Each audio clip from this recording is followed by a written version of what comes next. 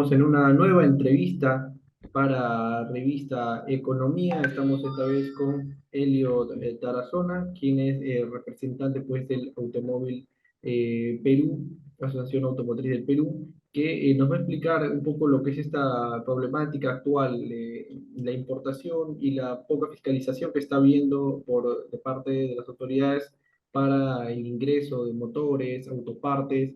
¿Y qué nos puedes decir de esta actual problemática, Elliot? Eddie, antes que nada, buenas tardes, agradeciendo la invitación a Revista Economía para esta entrevista. Bueno, para comentarte, lo que sucede es lo siguiente. El año 2010, el Ministerio de Transportes y Comunicaciones emitió una reglamentación donde estableció que para la importación de autopartes y repuestos usados, estos no estaban prohibidos, sino que tenían que hacerlo bajo la condición de remanufacturados. ¿Qué significa que una pieza sea remanufacturada? Significa que una vez que el vehículo ha sido sometido a desguace en el extranjero, se recuperan estas piezas. Estas piezas son sometidas a un proceso mecánico de limpieza, recuperación, donde, por ejemplo, aquellas partes sometidas a desgastes son reparadas y finalmente, con un etiquetado que se hace en el extranjero, se envían al país. Lo que sucede actualmente es, si bien es cierto, la norma legal, como te comentaba, está vigente desde el año 2010, que dice que estos repuestos usados tienen que entrar como remanufacturados, se está vulnerando de manera muy fácil. Es decir, eh, hay empresas que simplemente agarran, emiten o se consiguen algún documento que lo pueden estar haciendo acá en su computadora y finalmente dicen, no, este es el certificado de remanufactura de determinado tipo de repuestos. Y estos repuestos vienen ingresando al país sin estar cumpliendo esa condición de remanufacturado. Pero el tema no solo queda ahí, Eddie, sino que hay otras empresas que se han ido al Indecopi y bajo el argumento de que los requisitos contenidos por esta norma del año 2010 constituye requisitos técnicos que son una barrera no arancelaria, están pidiendo que no se apliquen a las importaciones que realizan estos requisitos, lo cual es más peligroso, es decir, ni siquiera tienen ya la necesidad de falsificar algún documento, simplemente el Indecopi les da la razón al decirles efectivamente estos requisitos técnicos constituyen barrera no arancelaria. ¿Qué significa barrera no arancelaria?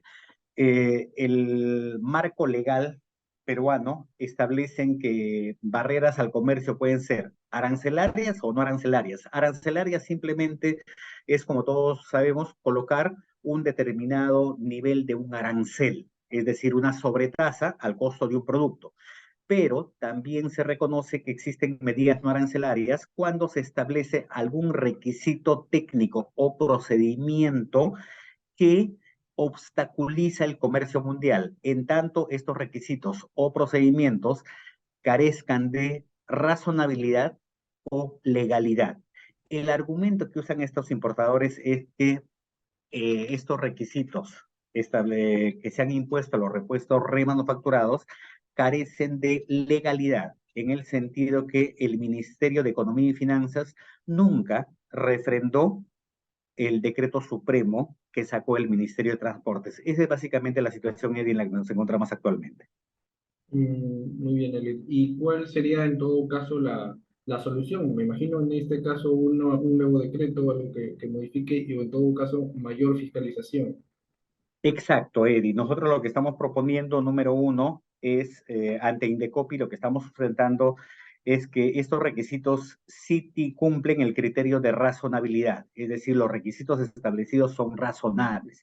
No tiene sentido, pues, que, por ejemplo, si tú vas a importar hoy un vehículo nuevo, se te, se te considere el requisito de que debes cumplir la norma Euro 4. Y si vas a importar a partir del 2024, ya la norma de emisiones va a ser Euro 6. Es decir, existen requisitos que cumplir para la importación de vehículos nuevos, ¿no es cierto? En tanto que si vas a importar un motor usado, ni siquiera sabes a qué tecnología corresponde, menos aún te garantiza que ese motor va a cumplir con la norma de emisiones vigente en el país. Entonces nosotros creemos que esta norma sí cumple perfectamente el requisito de razonabilidad. En cuanto a la legalidad, nosotros hemos enviado ya comunicaciones al Ministerio de Transportes para que conjuntamente con el Ministerio de Economía y Finanzas hagan una revisión de estos requisitos y saquen un nuevo marco legal suscrito por ambos ministerios. O en su defecto se tramite un proyecto de ley para que a nivel del Congreso simplemente se establezca una ley con estas condiciones para la importación. Obviamente, una vez que salga esta ley, también se tiene que establecer los mecanismos para la fiscalización, porque Eddie, tú y yo sabemos que a veces se hacen muy buenas leyes, pero al implementarse realmente se dejan muchos vacíos donde puede ingresar cualquier cosa, ¿no? Exactamente, ¿no? Y esto aplica no solamente al tema de la importación, sino a distintas áreas del Estado, distintas reglamentaciones que actualmente existen, que realmente con lo que es la fiscalización podría ser más eficiente lo que está en el papel. Bien, Elliot, ahora correspondiente a este tema, si hay algo más que agregar, de repente podemos agregarlo ahora mismo. Quisiera también comentarte, a ver si podemos, aprovechando el tiempo, hablar de lo que es el crecimiento del parque automotor en el lado eléctrico. Sabemos que eres un especialista en esto. No sé si hay algo más que quieras agregar para poder apoyarnos en la difusión. Bueno, respecto a lo que comentaste, el tema de la fiscalización, efectivamente, por ejemplo, tenemos el ejemplo de la importación de vehículos usados, ¿no?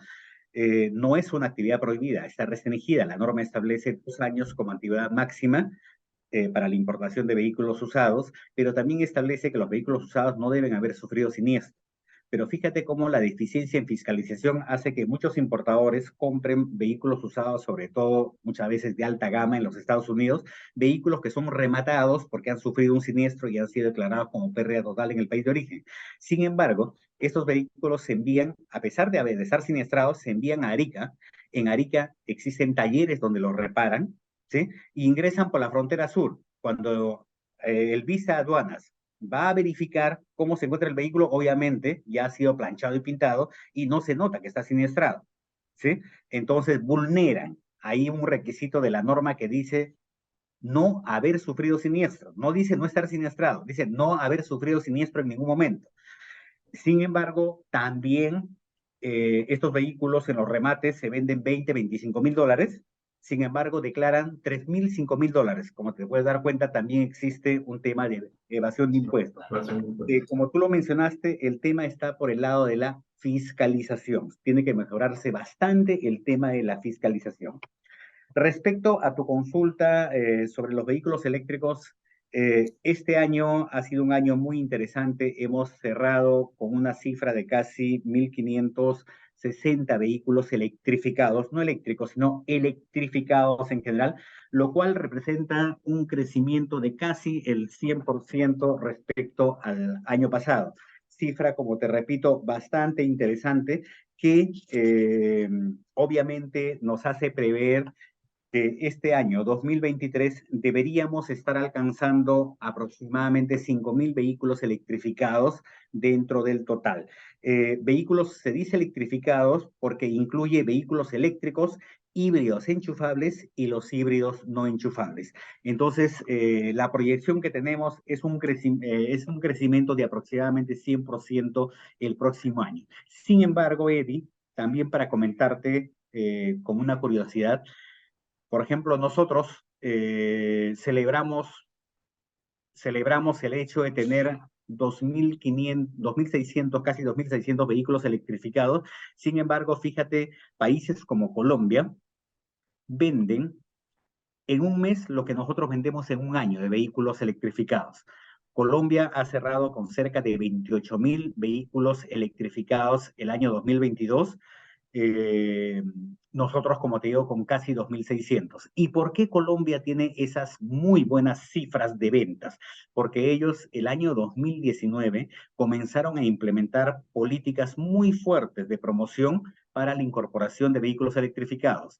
Y esas políticas, las políticas que más efecto tienen son las políticas tributarias. Nosotros ya en el año 2021 trabajamos un documento que te voy a mostrar, que es esto, que es el Plan Nacional de Electromovilidad, que es un documento mediante el cual nosotros recomendamos al Estado peruano la implementación de políticas para promover el ingreso de vehículos eléctricos, sobre todo políticas tributarias. Ahí nuestra propuesta es muy clara: la reducción del impuesto general a las ventas a cero durante los próximos 10 años para el ingreso de vehículos eléctricos, eh, la reducción del impuesto al patrimonio vehicular, que son los principales impuestos. En realidad, solamente estamos pidiendo 18 puntos.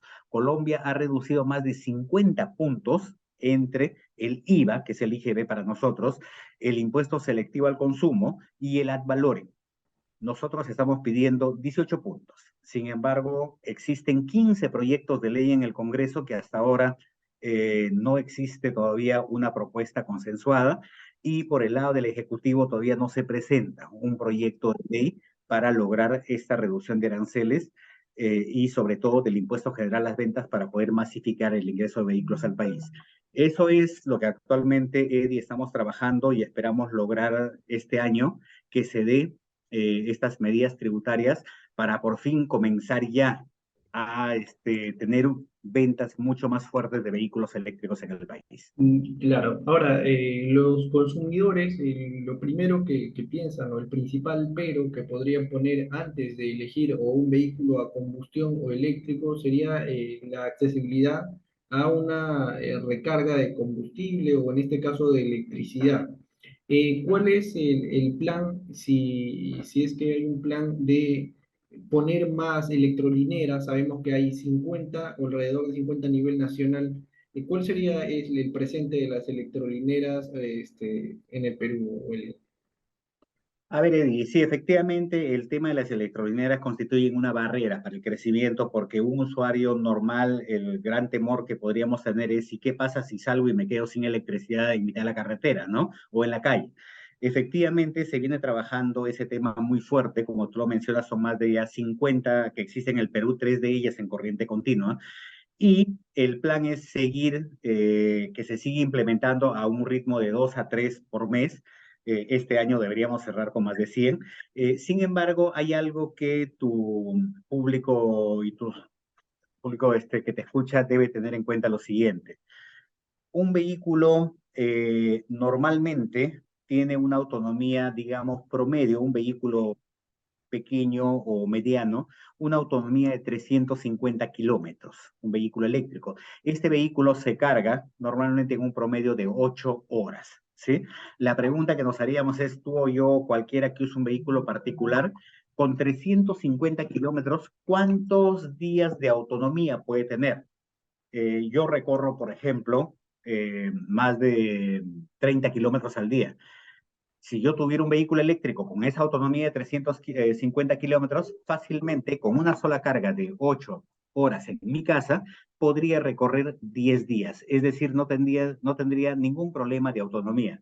Pero, por ejemplo, un usuario que compra un vehículo eléctrico para brindar el servicio de taxi, ¿sí? Ahí sí necesitaría necesariamente una carga rápida. ¿Por qué razón? Porque la única opción que tendría es cargar en casa todas las noches su vehículo, ¿no es cierto?, para que tenga la autonomía para 1 o 2 días con 350 kilómetros, porque un taxista recorre más o menos 200 kilómetros al día. En ese sentido, como te digo, debemos vencer ese temor en el sentido que los usuarios particulares con la carga en casa nos va a dar una autonomía no menor a una semana. Sin embargo, cuando hagamos viajes a provincia, por ejemplo, sí vamos a requerir de todas maneras electrolineras en la ruta. Nosotros hemos propuesto que estas electrolineras deben estar instaladas en una distancia no menor a 200 kilómetros en los primeros años. Es decir, cada 200 kilómetros deberíamos tener la opción de tener una estación, pero de carga rápida. Carga rápida, ¿qué significa? Carga en corriente continua, donde uno puede cargar un vehículo en promedio 1 hora. en nuestros domicilios vamos a usar la carga lenta, que es en corriente alterna. Es una carga que puede seguir de 8 a 10 horas. Entonces, venimos trabajando con fuerza también ese tema, pero para ello, como te digo, el Ejecutivo debe comenzar a sacar ya la normativa correspondiente que nosotros, como te mostré en el Plan Nacional de Electromovilidad, hemos hecho las recomendaciones y esperemos que este año ya se comiencen a implementar. ¿Y cuál es el avance? En este caso, lo presentaron y ¿cuál sería el avance? ¿Qué posibilidades hay para poder informar? De que esto se vaya implementando, ¿qué es lo que falta de parte del Ejecutivo en todo caso o del Legislativo para que esto termine siendo pues parte de una ley, ¿no?